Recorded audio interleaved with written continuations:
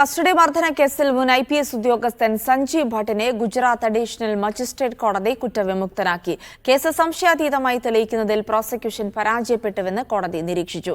1997 Sanjeev Bhat Porbandar SP ആയിരുന്ന കാലത്ത് മർദ്ദിച്ചുവെന്നാണ് case. തൗഫീഖ് അസ്ലമുണ്ട് വിവരങ്ങൾ നൽകാനായി. തൗഫീഖ്, ഇപ്പോൾ സഞ്ജീവ് ഭട്ടിന്റെ കേസിലാണ് ഒരു നിർണായകമായ വിധി ഉണ്ടായിരിക്കുന്നത്. എന്തൊക്കെ കാര്യങ്ങൾ പറയുന്നു കോടതി?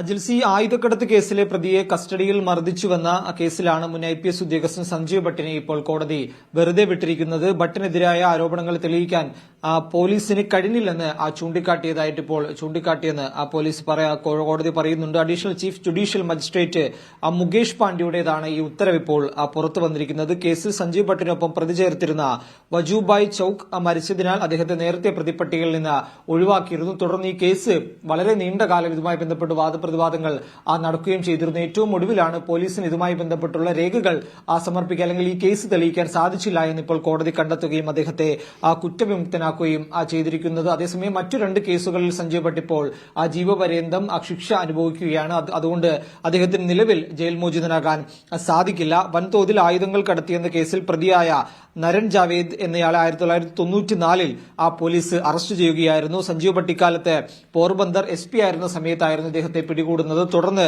ഇദ്ദേഹത്തെ ജയിലിലേക്ക് കൊണ്ടുപോകുന്നതിന് മുമ്പ് സഞ്ജീവ് ഭട്ട് സ്വകാര്യ എടുത്തു കൊണ്ടുവന്ന ഒരു വസതിയിൽ കൊണ്ടുവന്ന് ഇദ്ദേഹത്തെ മർദ്ദിച്ചുവെന്നാണ് ഇതുമായി ബന്ധപ്പെട്ട കേസ് രജിസ്റ്റർ ചെയ്തിരിക്കുന്നത്. ആ കേസിലാണ് ഇപ്പോൾ സഞ്ജീവ് ഭട്ടിനെ കോടതി കുറ്റവിമുക്തനാക്കിയിരിക്കുന്നത്. ശരി, തൗഫീഖ് അസ്ലമാണ് വിവരങ്ങൾ നൽകിയത്.